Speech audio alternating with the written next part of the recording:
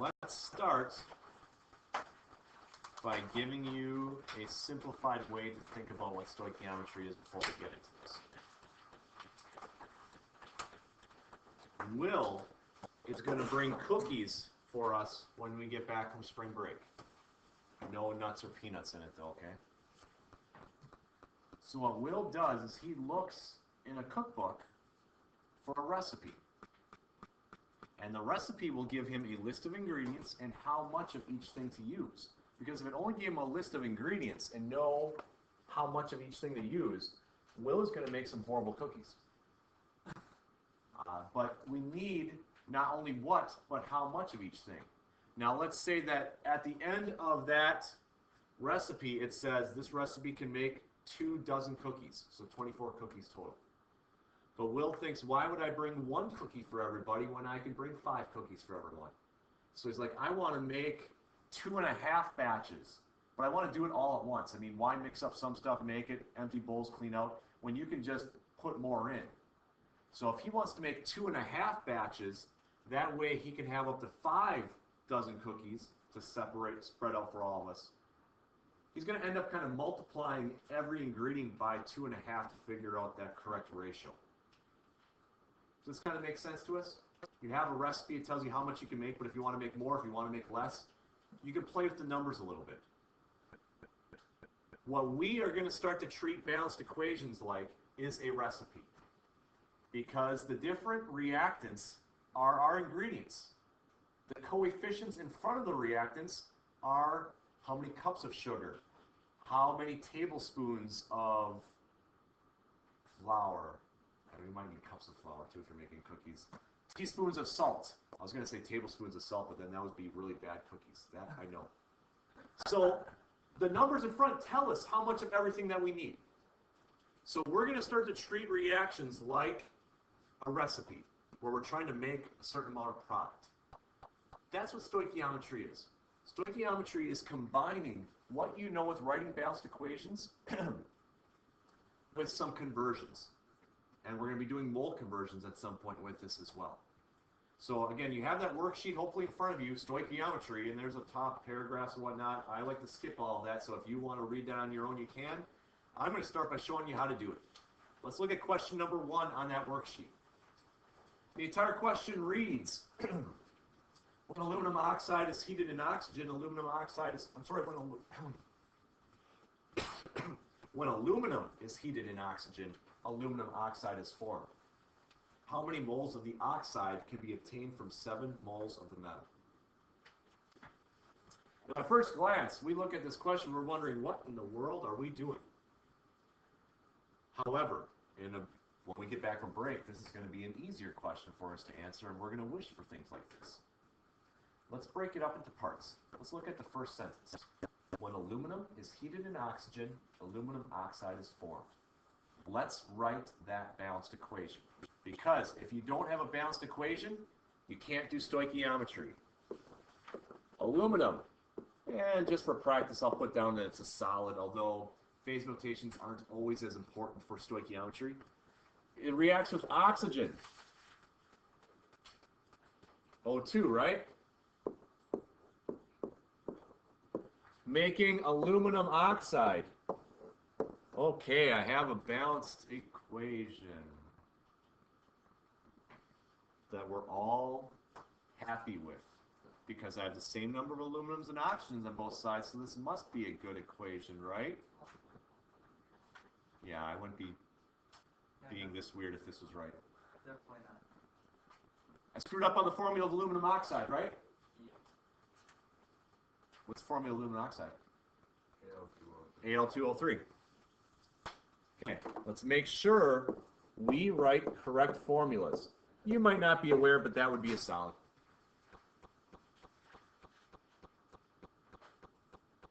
Now, to help you out with balancing, it's going to end up being a 4, a 3, and a 2. So that one I won't mess with you like I did with the aluminum oxide. Okay, we have a balanced equation. We have a recipe. If I read the second sentence, it says, how many moles of the oxide, that's referring to aluminum oxide, can be obtained from 7 moles of the metal?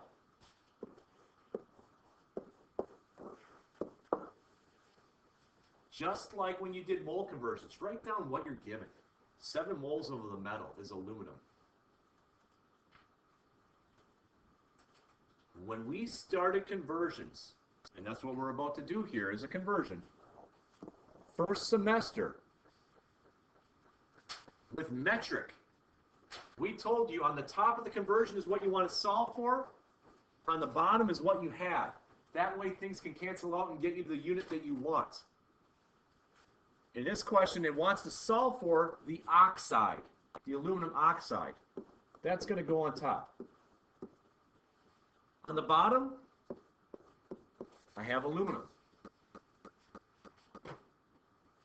Now, what numbers do I put in front of these to relate the two is based upon the balanced equation. I have 2 aluminum oxides for every 4 aluminums.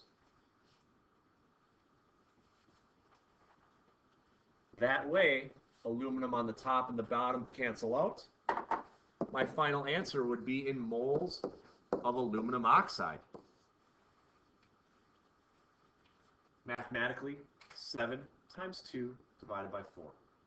I apologize that in this particular worksheet it doesn't do a great job of sig digs, because you should only have 1 sig dig if we were to abide by that. But instead of doing that, I'm just going to give you the final answer if you were to solve for this. It should be 3.5 moles.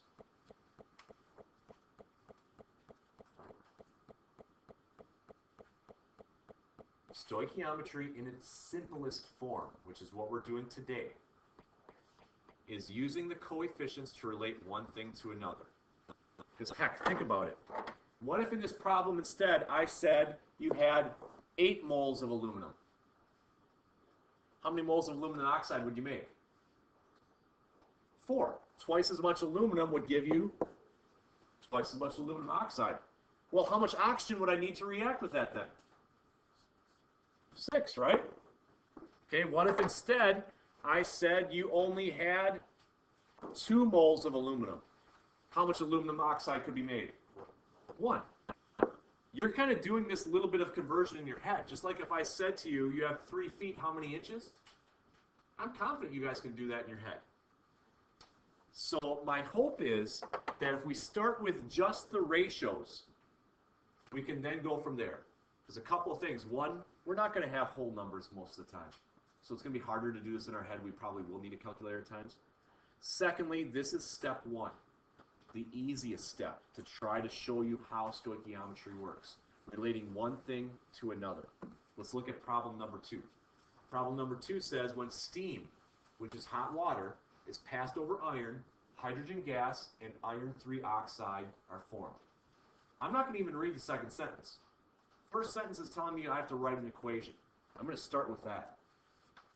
Steam, H2O in the gaseous form. It's passed over iron. Hydrogen gas.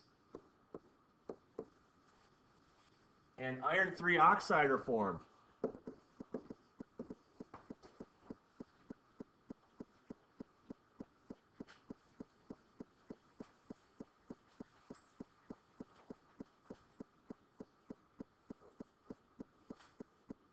I mean, I still have to balance because I have 2 hydrogens on one side and only 1 on the other, but we're still happy with this equation right now. Should be H2, should be a diatomic. But iron 3 oxide is right because if it says iron 3, that means there's 3 irons. He doesn't like my mistakes anymore. Iron 3 means iron's a +3. Oxygen's a -2. Do your cross and drop. By the way, iron 3 oxide is the chemical name for rust. So basically what this reaction is showing is, how do I rust something? Put a 2 in front of the iron. That balances out my irons. My oxygens aren't balanced though. Notice that there's 1 on one side, 3 on the other. So I'll put a 3 here, which means now I have to balance my hydrogens. Put a 3 there. Now I'm going to read the second sentence. It says, how many moles of steam would be needed to react completely with 3 moles of iron? I immediately write down the thing that it told me, 3 moles of iron. By the way, in stoichiometry, we could give you a starting value of a product. We could ask, hey, I need to make 3 moles of rust. How much water is needed? Stoichiometry relates any reactant and any product all together within that equation.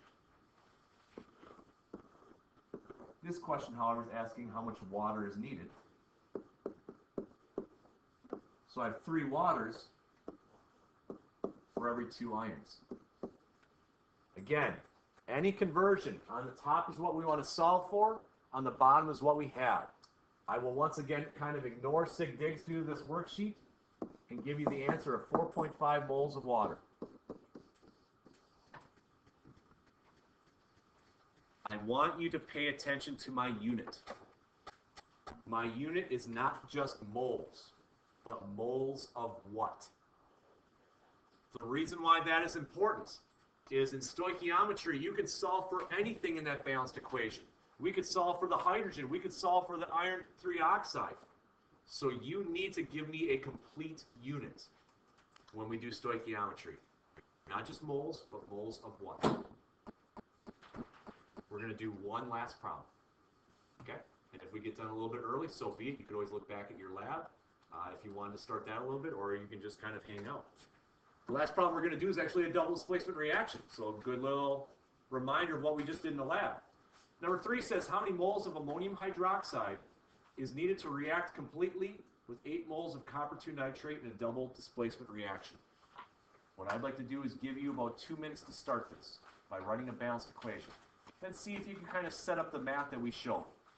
At that point then, I will start writing on a smartboard how to solve it. And then hopefully we've been introduced to stoichiometry, as that was a goal. So here's the balanced equation. Again, 2 of the ammonium hydroxide plus the copper nitrate makes the copper hydroxide solid plus the 2 of the ammonium nitrate. I start off with 8 moles of the copper nitrate.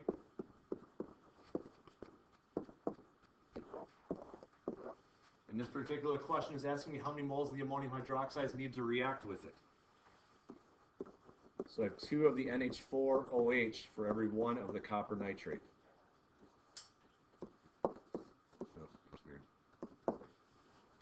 That gives me 16 moles of NH4OH.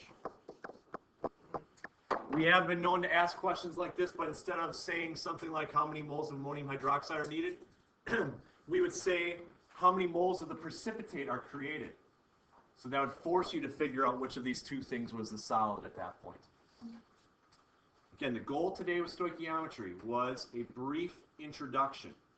The idea that you balancing equations was more than just the number of atoms on each side have to equal. We can use that in our recipe.